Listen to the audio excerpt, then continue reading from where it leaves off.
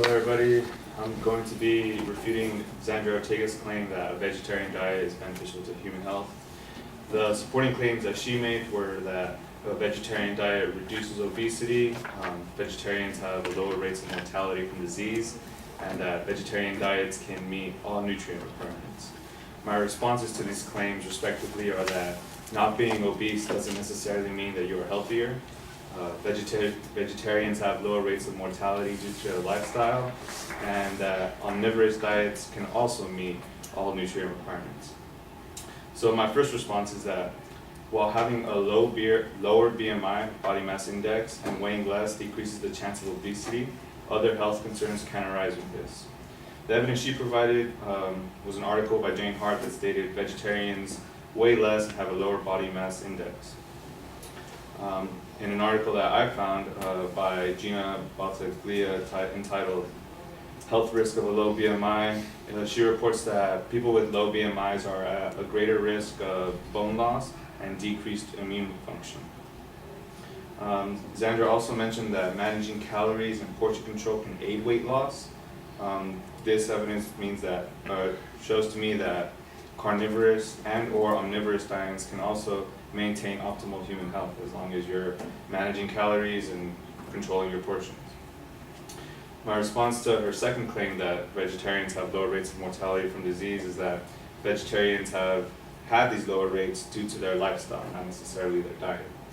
A study by Margaret Thorogood titled Low BMI and Non-Meat Eaters, the Possible Roles of Animal Fat, Dietary Fiber, and Alcohol, found that of 2,445 meat eaters, 2,019, or 82%, were regular drinkers, consuming anywhere from 1 unit of alcohol to 7 or more.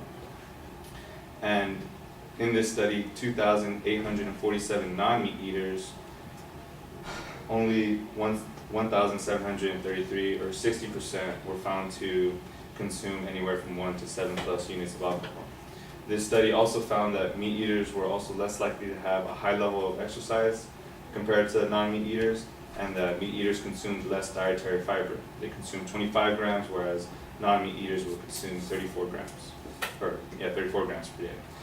This evidence leads me to conclude that meat eaters have a lifestyle that's less optimal for functioning human health. My response to her third claim that vegetarian diets can meet all nutrient requirements is that omnivorous diets are more effective in meeting all nutrient requirements.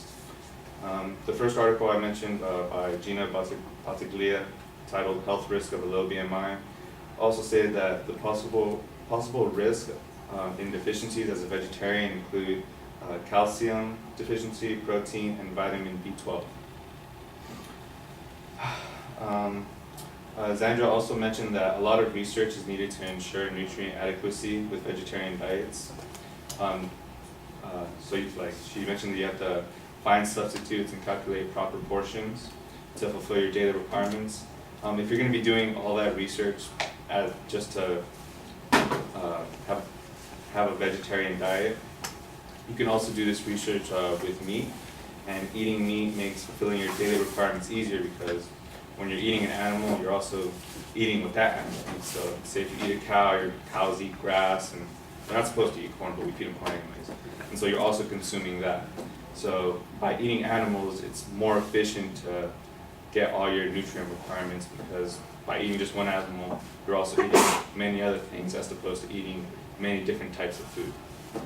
So with the evidence I provided, I hope you guys agree that although a vegetarian diet can be beneficial to human health, it's not as beneficial as an omnivorous diet. Thank you.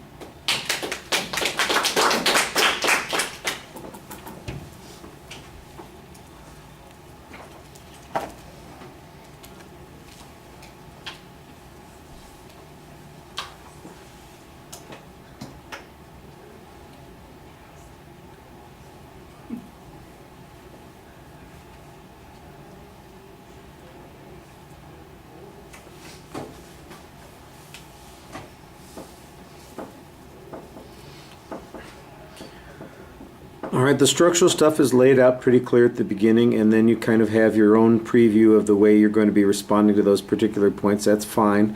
The secondary issue on BMI, I thought you had a good counterclaim on this with some nice evidence that you use, and you actually use that source a second time later on in the speech. The argument that there are alternative ways to maintain health there, I think, is pretty good, although I do think your data on that should be a little bit more effective, but I don't think there's much dispute that calorie and portion control can have those kinds of effects.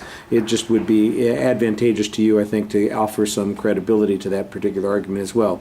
On the second point, on the potential explanations based on lifestyle, I thought that you did a nice job kind of explaining what the other factors are that are involved here, that there are differences in the amount of alcohol that's consumed, there are differences in the amount of exercise that is going on, and there are differences in the amount of fiber that's going on.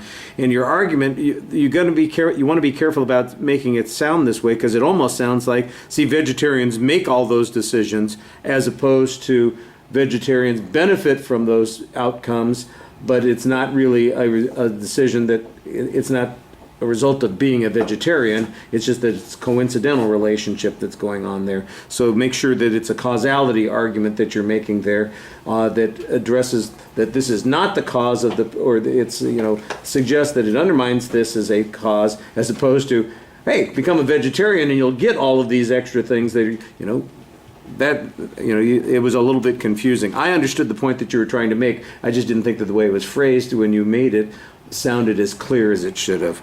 All right, and then the third point, I thought about omnivorous diets, I thought that was pretty reasonable. You've got a direct counterclaim on this point. There was a little bit of assertion on some of the issues concerning the nutritional benefits of consuming meat and the efficiency of that. I think you could be citing sources on that information as well. All right, thank you.